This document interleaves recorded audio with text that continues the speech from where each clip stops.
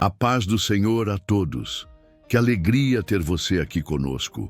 Hoje vamos entrar em um estudo profundo e revelador no livro de 2 Tessalonicenses, uma carta escrita para uma igreja que enfrentava perseguições, confusões espirituais e muitos questionamentos sobre o futuro. Nesta mensagem, vamos entender como permanecer firmes quando tudo ao redor tenta nos abalar, como discernir a verdade em meio ao engano e como viver uma fé responsável enquanto aguardamos a volta do Senhor. Antes de começar, já se inscreva no canal, deixe o seu like e ative o sininho. Assim você nos ajuda a levar a palavra de Deus ainda mais longe. Respire fundo, prepare o coração, porque agora é tempo de aprender, crescer e ser fortalecido pela palavra. Vamos começar. 2 Tessalonicenses, capítulo 1. Perseverança na tribulação e a justiça de Deus revelada. 1:2. Saudação e identidade espiritual.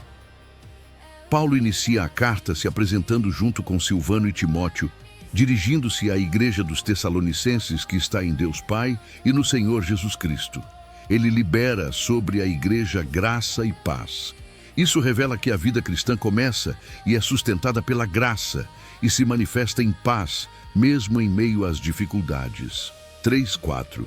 Crescimento da fé em meio às tribulações. Paulo declara que sempre dá graças a Deus pelos irmãos, porque a fé deles cresce cada vez mais e o amor de todos aumenta uns para com os outros. Mesmo enfrentando perseguições e aflições, a igreja não está retrocedendo, mas amadurecendo. Isso mostra que a adversidade, quando enfrentada com fé, produz crescimento espiritual. Paulo chega a se gloriar nessa igreja diante de outras, não por ausência de problemas, mas pela perseverança e fé que eles demonstram em meio às provações. 5. As aflições como evidência do justo juízo de Deus. Paulo afirma que essas tribulações são prova do justo juízo de Deus, para que os irmãos sejam considerados dignos do reino pelo qual sofrem.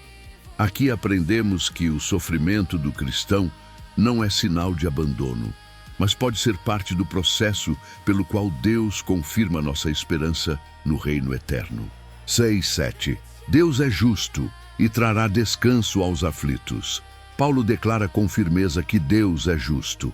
Ele retribuirá a tribulação àqueles que causam tribulação e dará descanso aos que hoje sofrem por causa do Evangelho.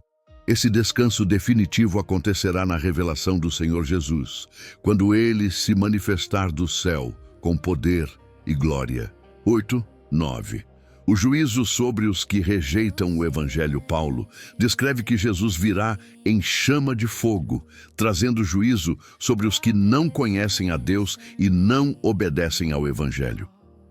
Esses sofrerão eterna separação da presença do Senhor, não por falta de oportunidade, mas por rejeição consciente da verdade. Aqui vemos a seriedade da escolha espiritual. 10. Cristo glorificado em seu povo. Paulo afirma que naquele dia, Cristo será glorificado em seus santos e admirado em todos os que creram. A glória de Cristo será refletida na vida daqueles que permaneceram fiéis. A igreja não será apenas espectadora, mas parte da manifestação da glória de Deus. 11:12. Oração para que a fé produza frutos. Paulo encerra o capítulo dizendo que ora constantemente para que Deus torne os irmãos dignos da vocação que receberam. Ele pede que Deus cumpra todo o propósito de bondade e toda a obra de fé com poder, para que o nome de Jesus seja glorificado neles e eles nele, segundo a graça de Deus.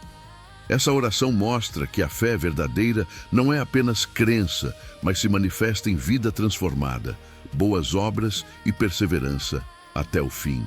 2 Tessalonicenses, capítulo 2. A verdade sobre a vinda de Cristo, o engano final e a firmeza na fé. O Mundo 2. Um alerta contra o engano sobre a volta de Cristo. Paulo começa o capítulo fazendo um pedido urgente aos irmãos, relacionado à vinda do Senhor Jesus Cristo e à nossa reunião com Ele. Havia confusão na igreja. Alguns estavam sendo perturbados por ensinamentos falsos, boatos espirituais, supostas revelações ou até cartas atribuídas a Paulo, afirmando que o dia do Senhor já havia chegado. Isso estava causando medo, instabilidade emocional e confusão espiritual. Paulo deixa claro que a igreja não deve ser facilmente abalada em sua mente, nem alarmada por qualquer mensagem que não esteja alinhada com a verdade do Evangelho. Aqui aprendemos que nem toda mensagem espiritual vem de Deus. O cristão precisa discernir e permanecer firme na palavra. 3. A verdade precisa vir antes do fim. Paulo afirma com autoridade: ninguém deve enganar a igreja de forma alguma.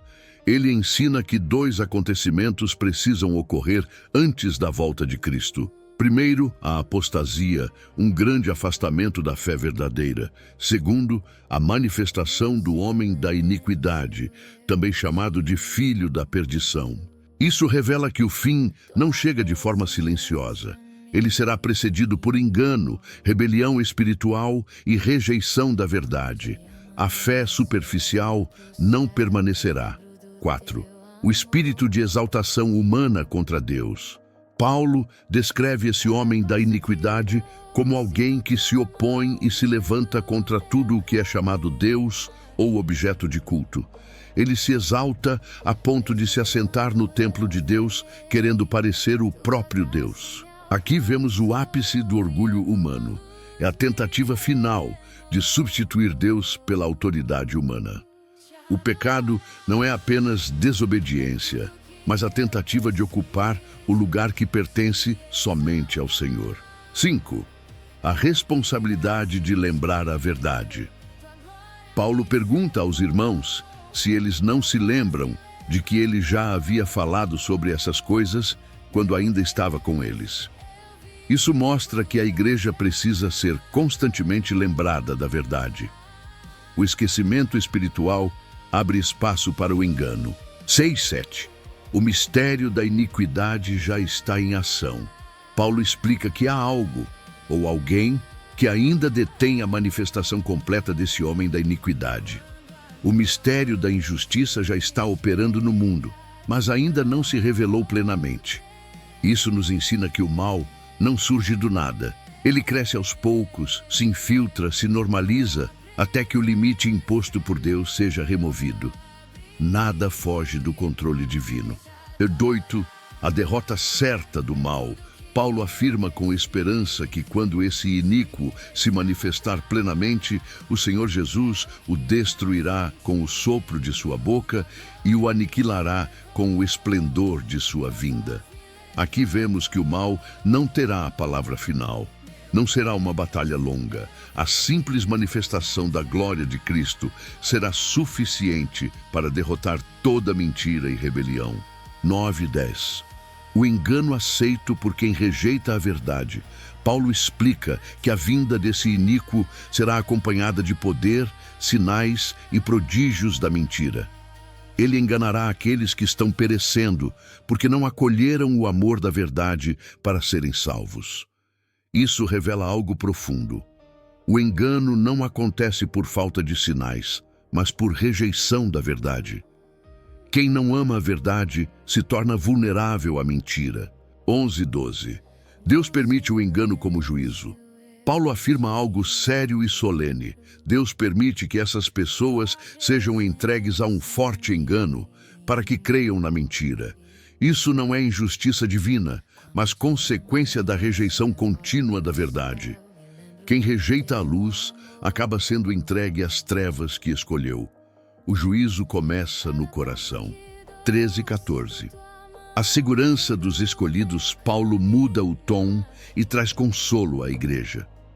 Ele dá graças a Deus, porque os irmãos foram escolhidos desde o princípio para a salvação, mediante a santificação do Espírito e a fé na verdade.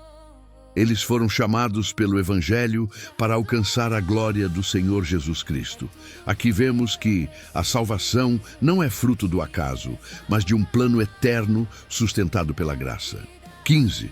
Permanecer firmes na tradição verdadeira. Paulo exorta os irmãos a permanecerem firmes e a guardarem as instruções que receberam, seja por palavra, seja por carta. Isso mostra que a estabilidade espiritual vem da fidelidade à verdade ensinada desde o início, não de novidades espirituais. 16:17. Consolo eterno e fortalecimento final. Paulo encerra o capítulo com uma oração poderosa.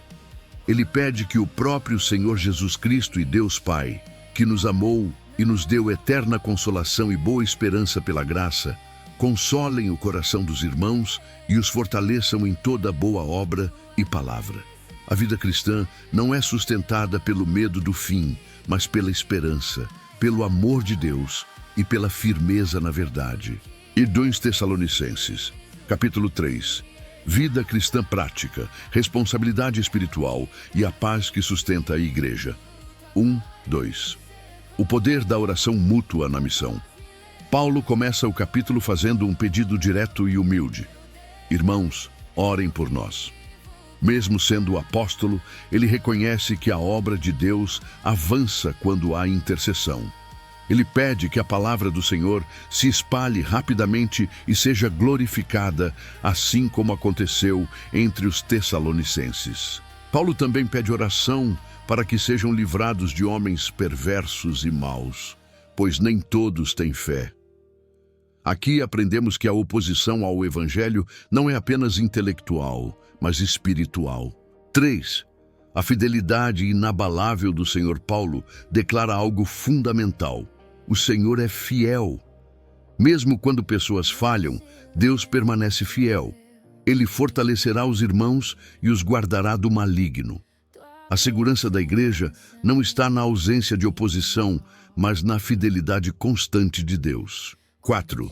Confiança pastoral na obediência da igreja. Paulo expressa confiança no Senhor quanto à igreja, afirmando que eles estão obedecendo e continuarão obedecendo às orientações apostólicas. Essa confiança não é arrogância, mas fruto de relacionamento, ensino consistente e amadurecimento espiritual. 5. Direcionamento do coração para o amor e a perseverança. Paulo ora para que o Senhor conduza o coração dos irmãos ao amor de Deus e à perseverança de Cristo. Isso mostra que a perseverança cristã não nasce da força humana, mas do amor de Deus e do exemplo constante de Cristo. 6. Ordem clara contra a vida desordenada. Paulo dá uma instrução firme: afastar-se de todo irmão que vive de maneira indisciplinada e não conforme a tradição recebida. Aqui não se trata de rejeição, mas de preservação da saúde espiritual da comunidade. A desordem espiritual contamina quando é tolerada. 7 e 8. O exemplo apostólico como padrão. Paulo lembra que ele mesmo não viveu de forma desordenada entre eles. Trabalhou dia e noite com esforço e fadiga para não ser pesado a ninguém. Ele mostra que a autoridade espiritual verdadeira se manifesta pelo exemplo, não pela imposição. 9. Direito renunciado por amor ao Evangelho. Paulo afirma que tinha direito de ser sustentado, mas escolheu abrir mão desse direito para servir de exemplo. Isso ensina que maturidade espiritual envolve abrir mão de direitos legítimos pelo bem do corpo de Cristo. 10. Princípio claro da responsabilidade. Paulo declara algo direto e sem rodeios. Se alguém não quer trabalhar, também não coma. Isso não é falta de amor, mas ensino de responsabilidade. A fé verdadeira não produz acomodação, mas compromisso com a vida prática. Entende? O perigo da ociosidade espiritual. Paulo aponta que alguns viviam ociosamente, não trabalhando, mas se intrometendo na vida dos outros. A ociosidade gera fofoca, confusão e desgaste na comunhão. A falta de propósito abre espaço para o pecado. 12. Exortação à vida tranquila e produtiva. Paulo orienta esses irmãos a trabalharem com tranquilidade e a comerem do próprio pão. A espiritualidade saudável é equilibrada, simples e responsável. E 13. Perseverar no bem sem desanimar. Paulo encoraja a igreja. Não se cansem de fazer o bem. Mesmo quando alguns abusam da bondade, o cristão não deve abandonar a prática do bem, mas continuar firme, confiando em Deus. 14:15. Disciplina com amor, não com desprezo. Paulo orienta que se alguém não obedecer às instruções, seja notado e corrigido, mas não tratado como inimigo. A disciplina cristã visa restauração, não humilhação. A correção deve conduzir ao arrependimento. 16. A paz que vem do Senhor Paulo libera uma bênção profunda. Que o Senhor da paz conceda paz em todo o tempo e de todas as formas. Essa paz não depende das circunstâncias, mas da presença constante de Cristo no meio da igreja. 17. A autenticidade da palavra apostólica. Paulo afirma que escreve a saudação com a própria mão, como sinal de autenticidade. Isso mostra o cuidado com a verdade e a necessidade de proteger a igreja contra falsificações e enganos. 18. A graça que sustenta tudo. Paulo encerra declarando: a graça do Senhor Jesus Cristo seja com todos vós. A graça é o começo, o meio e o fim da caminhada cristã. Tudo o que foi ensinado só é possível pela graça.